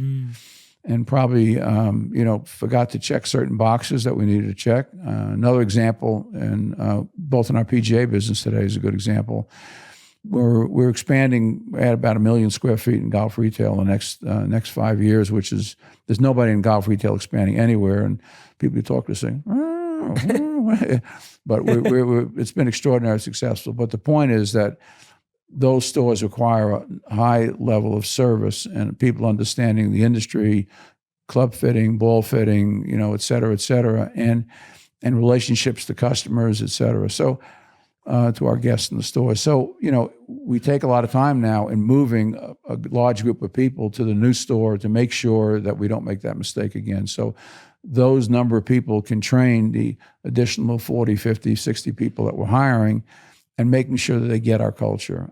So, culture really drives everything that we do. I mean, everything we do, those value sets, they drive everything that we do. And, the body can only absorb change at a certain rate and pace at a certain rate. So I think it's important to be able to acknowledge that and make sure that, whatever your culture is, it doesn't get diluted as you expand. More often than not, it does happen.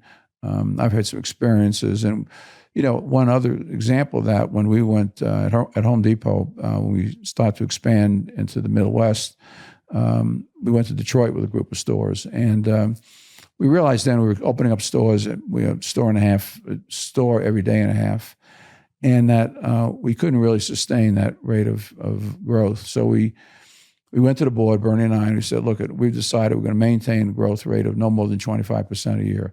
It had nothing to do with financial modeling and everything. It had to do with how many associates could we impact, hire, impact, train, make sure they understood our orientation, became Home Depot fanatics, blood orange, all those things we asked them to do. We said that's the most that we can possibly do. So we kept our growth down to a point that we can still produce the kind of success and deliver the kind of experiences in all of our businesses. Yeah. Same thing happens out here at the ranch, is that we've made some adjustments over the years. We do it very slowly, very modestly, because we don't want the experience to change, and we want to make sure that everybody's ready for the change. Absolutely. Absolutely. And that's amazing advice for all of us. Anyone who's listening or watching right now and is growing a small team into a larger one, an entrepreneur that's expanding their business. Right. Culture is that thing that's going to make sure that you succeed in the long run. Yeah. And it's so easy to hire fast and hire quickly. Right. And I know Alex and I, and with the businesses that I work with right now, we're actually some of the slowest hiring people in the world. Well, and it's terribly important. I mean, I had a CEO of a major competitor of ours meet with me once. I was actually playing golf over at Augusta as a guest, and he was there. And he said to me, well, if you're here around lunchtime, I'm out on the putting green, and, come over and say hi. And I knew him. So I did. So, and he had left the company at that point. And he said, we probably visited 200 of your stores a year. And at that point in time, we had stores in Chile as well. He said, and we could copy everything. We could copy the size, the pricing, the assortment, the signing, everything. He said, we'd go around and ask people, this culture thing, value thing, and no matter where we went, no matter who we spoke to, they all said the same thing in their own words, but they all were doing the same thing. And we were not able to do that in our company. Wow. And but that's because, we recognized the importance in that. It was not a new message every single day. It was the same messages over and over and over and over again, to the point people said, oh boy, here we go again. Listen to customer service. And every example that we could find of great customer service, we celebrated that. We had issues with, that we had to struggle with as well as a company, but we celebrated the successes, and particularly it weren't successes in how many stores we opened up. The fact that our earnings per share grew at 49% a year for 23 years, our stock grew that quickly. We didn't talk about the stock market and how wealthy we're making people, though we had a lot of pride in that, because then we gave other people the financial capacity to make a difference in their own lives and have a financial purpose in their lives and taking care of their family, extended family, community, giving back. But so it's a beautiful model, because it's one where associates and who you're serving all appreciate the investment you've made in doing the right things for the right reasons. Absolutely. Yeah. Absolutely. And like you said earlier, the Arthur M. Blank Family Foundation has given $400 million since 1995 to so many incredible ventures, and many of them have been in the space of childhood development, education and the arts, and parks and green space. And I wanted to know why you specifically selected each of those three. Mm-hmm. They're so beautiful in their own right, but I'd love to know from your own perspective as to why you believe those three areas are so important. Well, I think, anything, and it doesn't have to be in Montana, obviously, because most people don't live here, but, anything connected to green space, to parks, to nature, to getting outside, to finding that solitude, that quietness, that place where you can reflect, and a place where you can, go with family and friends and experience things that aren't driven by, on my phone every 3.5 minutes or less. So I think that, that's an area that we've always felt very, very strongly about. Obviously, we're involved in conservation here in Montana as well, and elsewhere in the West. So it's not just these two ranches, which we think are models in terms of ranches should operate, not just from a guest standpoint, but from, in terms of the actual ag process that we have going on. So we've always felt strongly about that, being outside, being connected to nature, being connected to people that you're outside with. It opens up a different perspective on viewing the world and viewing each other, and having that sense of community. A sense of community is so important. I was raised in an apartment house, and as well the rest of my family. But what's interesting is that in those apartment houses, when it was during the summer, when it was warm, or even in the fall and spring, it was in New York City, people would bring their little chairs downstairs and everybody would sit like outside the apartment because they had that, that need, desire for connection to others. And I think that's true whether you're living in an apartment or whether you're living in a home or whether you're living. So we, at our ranches, we don't promote the use of technology. Sorry, Jay. Apologize for that. But I mean, there are places where people can use technology because of conferences and other work, but we don't actively promote it.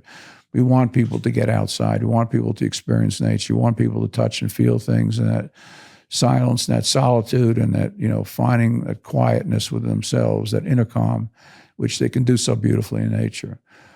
Public education has always been a big issue for me. I went through public school my whole life.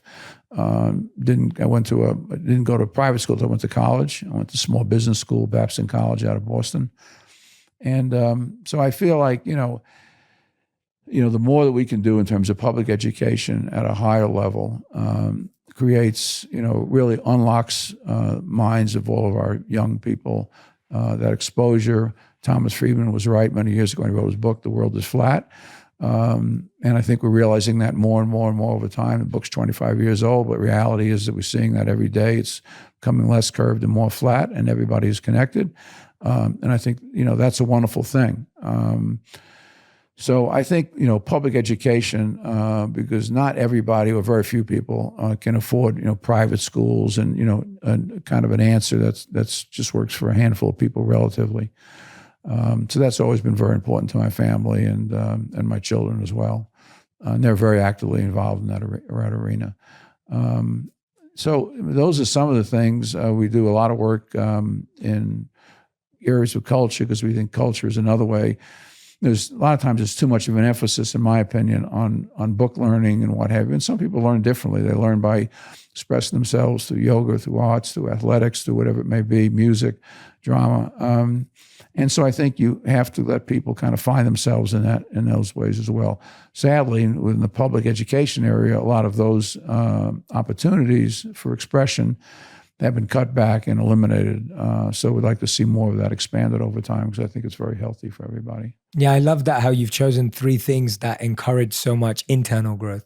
Right. Like I feel like your investment in parks and green spaces is about people finding internal calm. Right. And even this week, we've had all these incredible outdoor activities that you've arranged and the team's arranged here for everyone to partake in. And we've seen how people are bonding closer when they're out and about in green spaces and outdoors and going on these beautiful walks and riding or whatever else it may be. Right. And especially what you're speaking about, the education system, of course. And then I think you're spot on when you talk about how the arts allow us to express ourselves more effectively and how that's never always encouraged. Right. And so your investment in that space, I'm sure, has made well, a big difference. Think, as you know, and many of our guests know that, that education, the book education is very important. The life education is in many cases even more important than exposure and what have you. It's one of the reasons our foundation has just started to invest on an international basis. We're doing work in Africa, doing work in the Caribbean, et cetera. But one of the reasons is not because,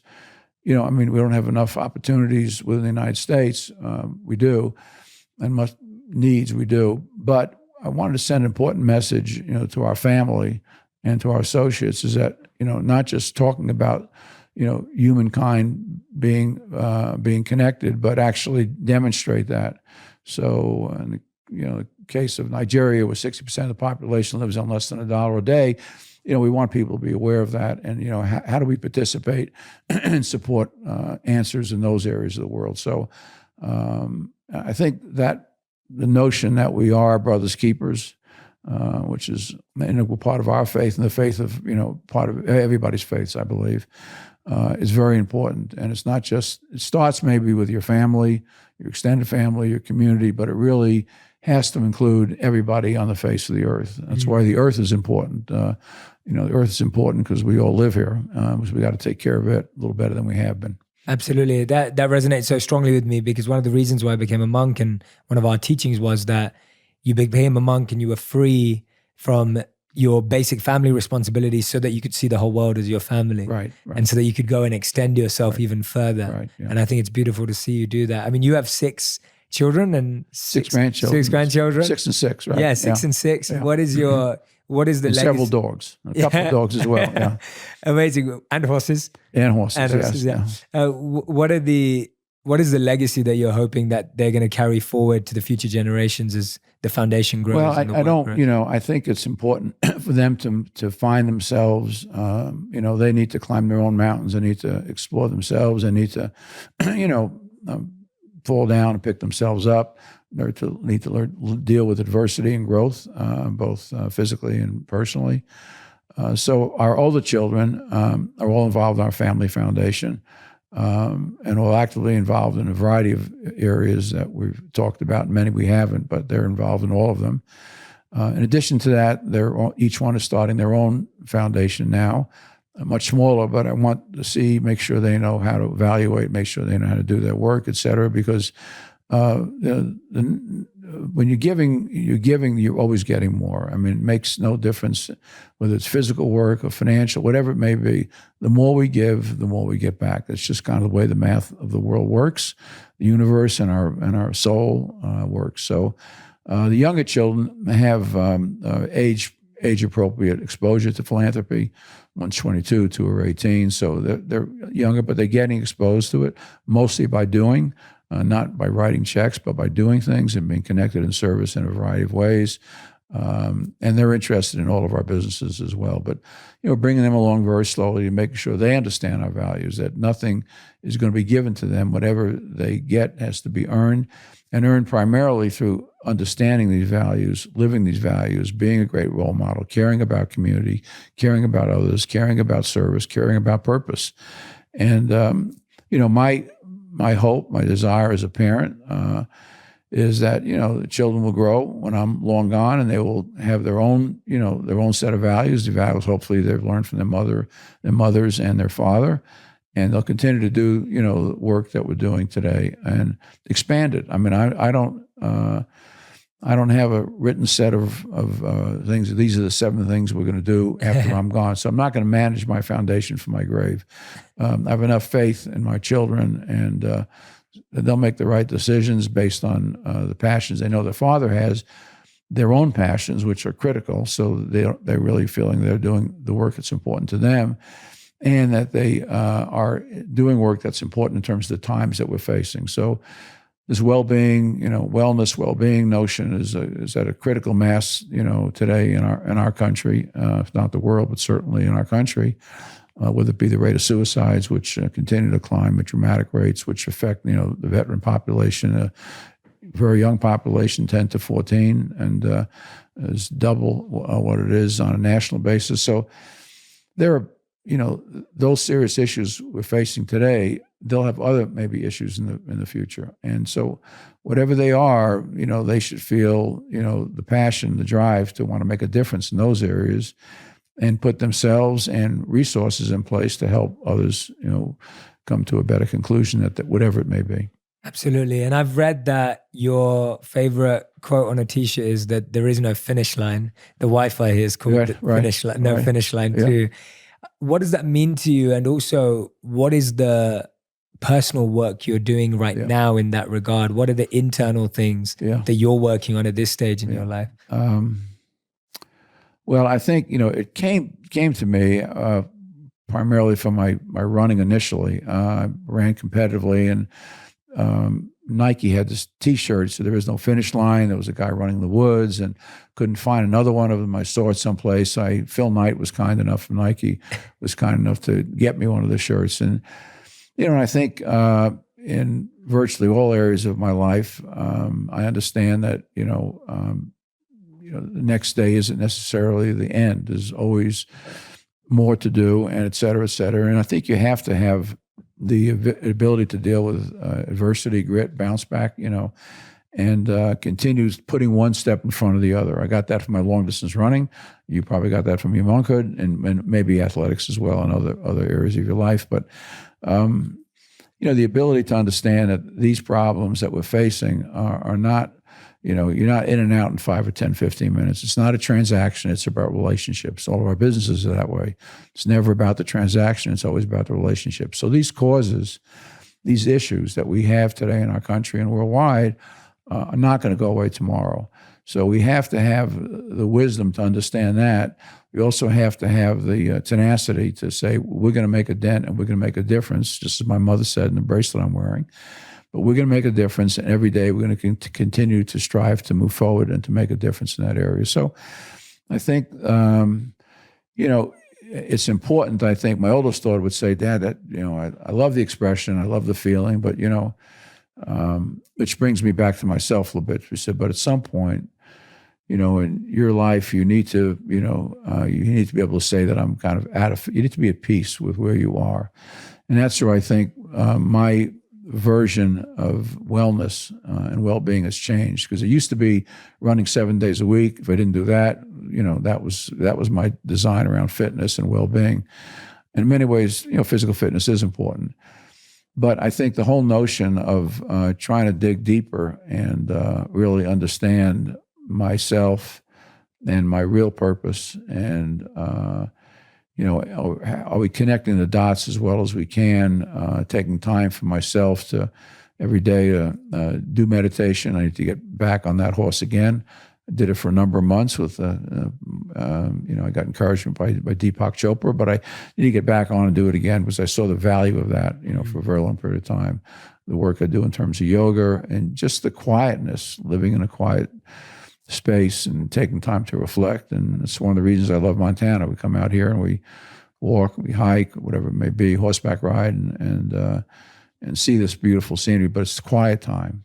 So the ability to be calm, the ability to reflect, the ability to build that into my life every day, where I'm not kind of a gerbil on the wheel, which is constantly running, the ability to get off that that cycle and pause, reflect, understand, build back my strength, my vision. I think that's been an important part of my own personal growth. That part of it didn't take place until, probably just maybe 4 or 5 years ago, I think, when I began to think more about, in a broader sense, a deeper sense, purpose and service to others. A good example of how we can connect a great business to doing the right things for the right reasons. We built a new stadium in Atlanta, Georgia, the Mercedes-Benz Stadium, voted the best sports facility in the United States in the last 2 years and maybe in the world. But it's built in downtown Atlanta, which is magnificent today, but there's a part of downtown Atlanta, the west side of Atlanta, which is the birthplace of Dr. King, birthplace of many civil rights leaders, that has gone downhill for the last 30 years. Unlike most other areas in Atlanta, when I moved there were 1 million people. Now there are over 7 million people living in Atlanta. And so we set out from the very beginning with saying, look, we're going to build the best stadium in the world that's designed around the people that we're serving, the guests that are in the stadium. There's no question we're going to be 100% successful at that. And I met with a lot of people from the religious community who said, I said, well, how does this create a situation where we can create a rising tide will float all boats, all these communities that are connected to our stadium, but have fallen backwards, slid backwards. And they said, it's not about buildings, it's about, human capital. So we spent 3 years, actually, because one of our key components of our values is to listen, to listen and respond, whether it be people we're serving in our businesses or people that we're serving through the foundation. So we walked the streets of the West Side, met with neighborhood groups, and, basically didn't say very much. We just said, look, we're going to build this magnificent stadium. We want it to be a positive force in your lives. We're done talking. Now you tell us, what is it that's important to you? What's important to your community? What's important to your family, et cetera, et cetera. And, it wasn't a list of 100 things. It was a list of 4, 5, 6 things that were really critical to them. And so we made it clear from the very beginning that, the stadium project will take us 7 years from the design, the thinking about the structure, et cetera, to building it. But this is going to be a 20, 30-year process. That's where there is no finish line kind of fits in as well. And so we spent a great deal of time listening and then responding. And one good example is a program called what West Side Works.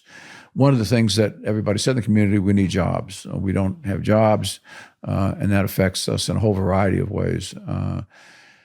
So we trained. We had over half the people living in those zip codes applied for this program called West Side Works.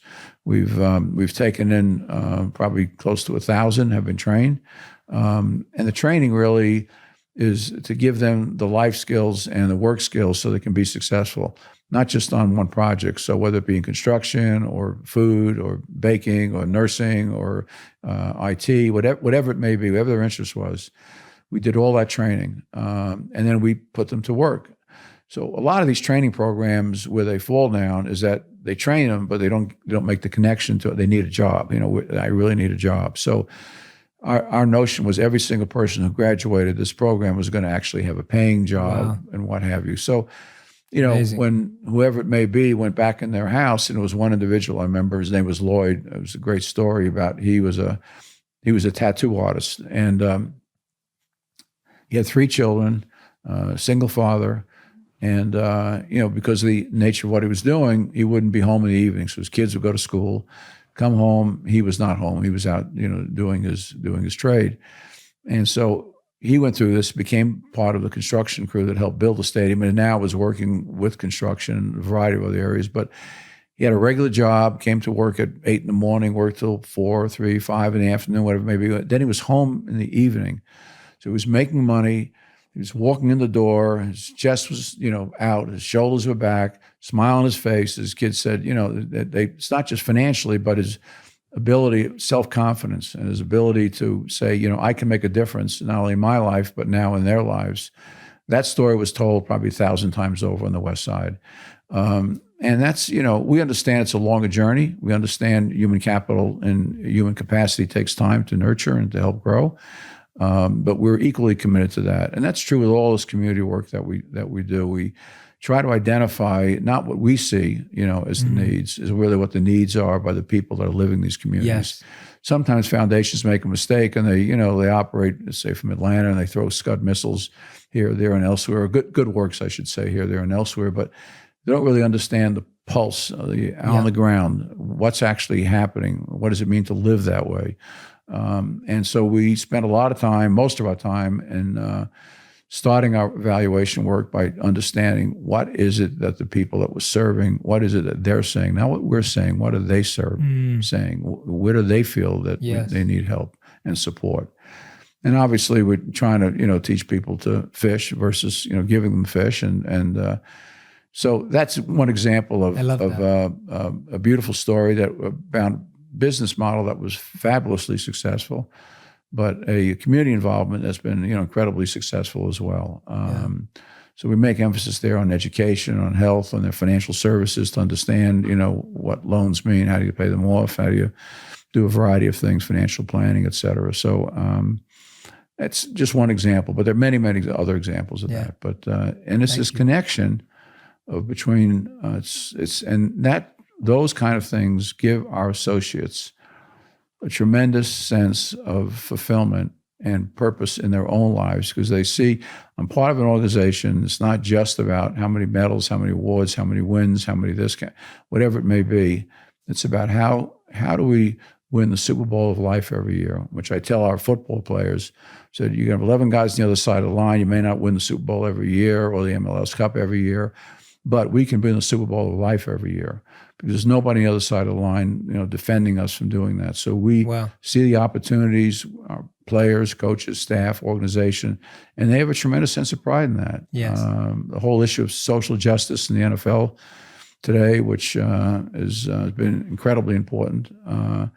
We've been very heavily engaged at both at the league level, but at the club level. So at the club level, we have 12, 15 players who we spent, 3 months with them, listening to them, telling us, look, this is what's going on in my communities. This is what I had to live with as a child. This is what I had to overcome. This is what my parents still live with, my siblings, whatever it may be. And so then we responded, in terms of our engagement with them. So it's not like us doing for them, it's us doing alongside them, connected to them, shoulder to shoulder, where they feel like, we're in this together.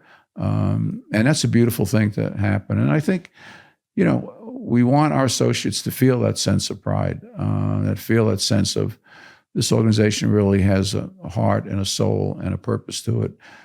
And the beauty is you do all these wonderful things behaviorally, and you're going to produce the right financial results. I mean, it's important to do that because, in my case, because we want to continue to fund things that we see opportunities for. So it's phenomenal. Thank you for sharing that. Well, thank you, Jay, for asking, and thank you for listening. No, of course, absolutely. I wish I could get more to the point as you do so beautifully. A lot of your messages, great. No, but it's powerful work. You're doing the work. I think detail's great when people are able to see how deep the intention is. Right. In the sense that I feel like when you're explaining something, you're not just explaining what you're doing, you're explaining why you're doing it and how you're doing it. Right. It's going to take longer. So I mean, the what is the easiest part. It's the why.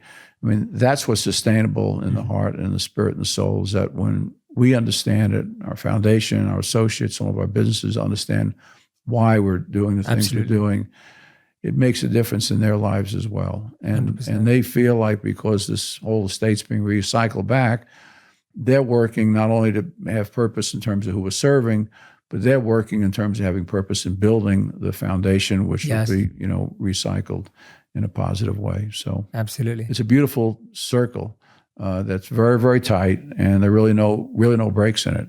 Yeah. So it's a beautiful thing to be part of. Amazing. Arthur, you've been incredible. We end every interview with what we call the final 5 quick fire, rapid fire round. So you can only answer the questions with one word or maximum one sentence. I need a glass of water for that. Yeah. Absolutely. Yeah. And so what I've done is we've created, considering your name is Arthur Blank, we've done this final 5 as fill in the blanks. Mm-hmm. So I'm going to ask you. I can drop that for you. So I'm going to ask you to fill in the blank at the end of the sentence. The hardest thing for me is the one word, as you know now. Yes. I tend to give long answers. That's fine. So that's why this section is for that. Yeah. So the first question is, the best advice I've ever received is blank. So what would it be? Finish the sentence. The best advice I've ever received. Be true to my values. Okay, wonderful. The second question is, the worst advice I've ever received is blank. I would say, focus, the focus on, productivity, the focus on financial metrics, as being the goal versus, all the other things in terms of behavior and changing people's lives in a positive way and seeing the joy in that, that's been great. Great answer. Okay, question number 3. 3 things I'm grateful for are blank. Well, I have to start with my family,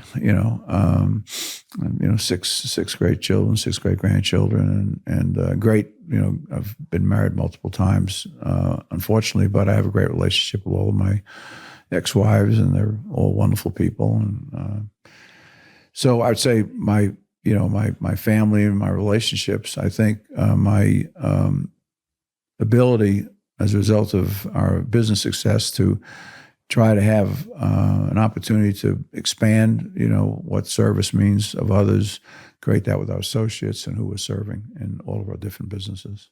Yeah. Do this one blank thing and it will change your life. What would you put into that blank? What would that one thing be? Find your passion. Because I think when somebody, can I add on another word or two? Yeah, please. Yeah, of course. Yeah. I'm going to, absolutely. Please. Because I think when people find their passion and their purpose, financially they're going to do as well, if not better than they ever would have done doing anything else.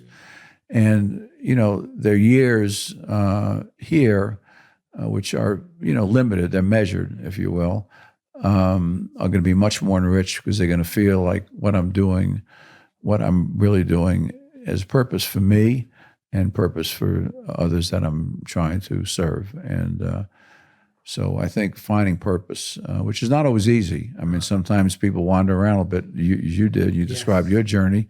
And myself as well. I had my own journeys there.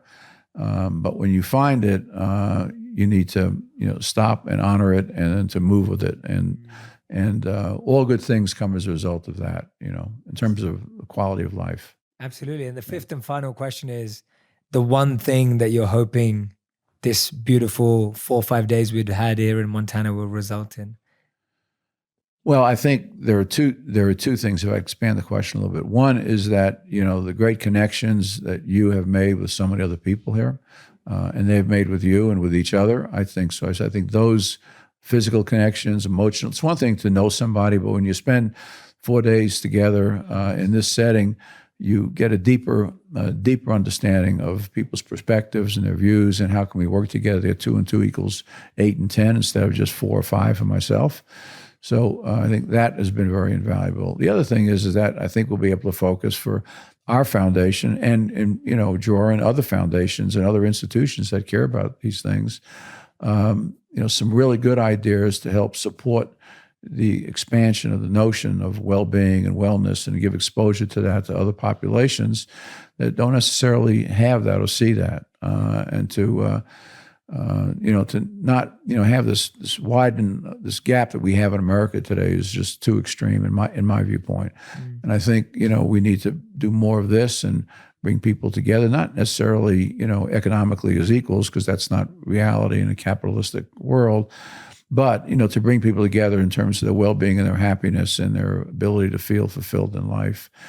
So we want to, get in the canoe and paddle along with everybody else, and paddle as hard as everybody else, and know we can make a difference, and try to earn, the respect and the opportunity. It's an honor really having everybody here. From my standpoint, it's an overwhelming honor to have not just the intelligence in the room, but the commitment and the sense of purpose and the sense of trying to reach out and make a difference in the world is incredible to me. So anything we can do, supporting the collaborations, supporting the partnerships, new ideas, expanding ideas, scaling up ventures, et cetera, which is much of what I know your concern is going forward. How do I impact more people, which is great. We want to be part of that. So it's been an honor for me, truly an honor for me to be here this week and to just be part of this. It's an experience of my lifetime I'll never forget.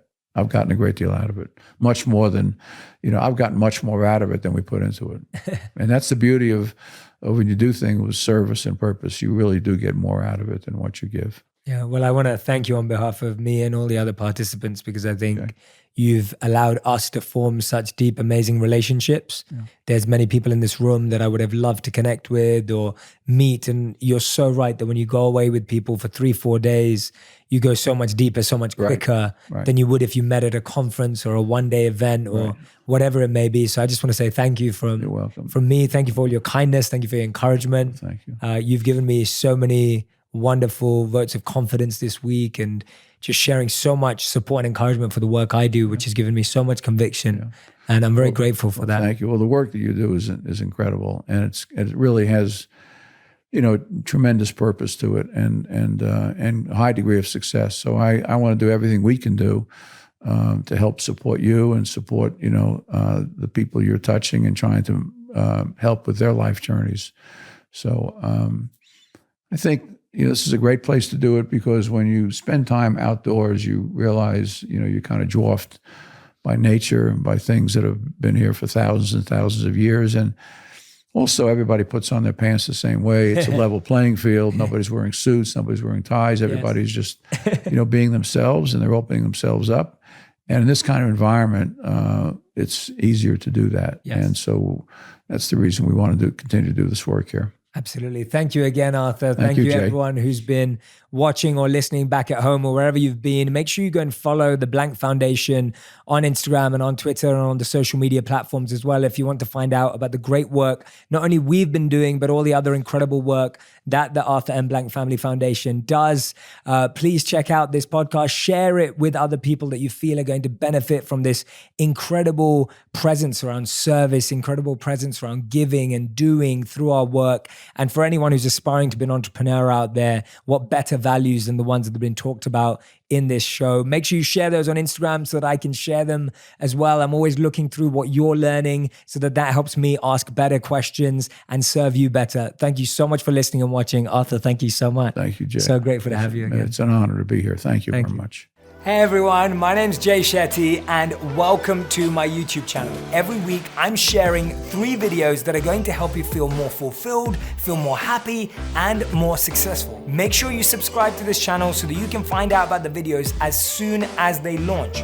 Press the like button and leave a comment, and let's keep making wisdom go viral together. Make sure you subscribe.